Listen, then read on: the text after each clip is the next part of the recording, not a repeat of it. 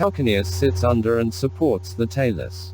It is an elongate, irregular, box-shaped bone with its long axis generally oriented along the midline of the foot, but deviating lateral to the midline anteriorly. The calcaneus projects behind the ankle joint to form the skeletal framework of the heel. The posterior surface of this heel region is circular and divided into upper, middle, and lower parts. The calcaneal tendon, Achilles tendon, attaches to the middle part. The upper part is separated from the calcaneal tendon by a bursa. The lower part curves forward, is covered by subcutaneous tissue, is the weight-bearing region of the heel, and is continuous onto the plantar surface of the bone as the calcaneal tuberosity.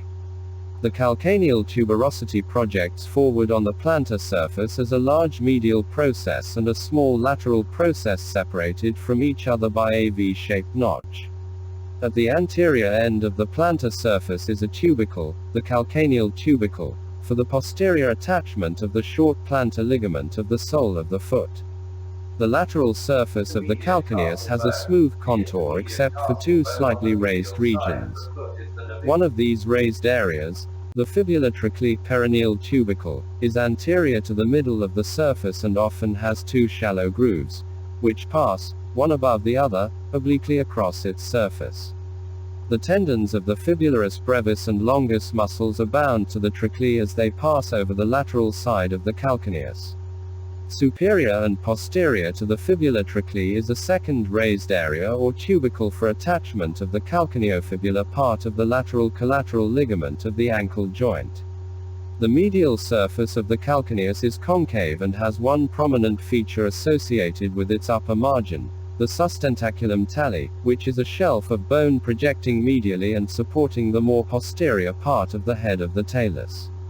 The underside of the sustentaculum tali has a distinct groove running from posterior to anterior and along which the tendon of the flexor hallucis longus muscle travels into the sole of the foot.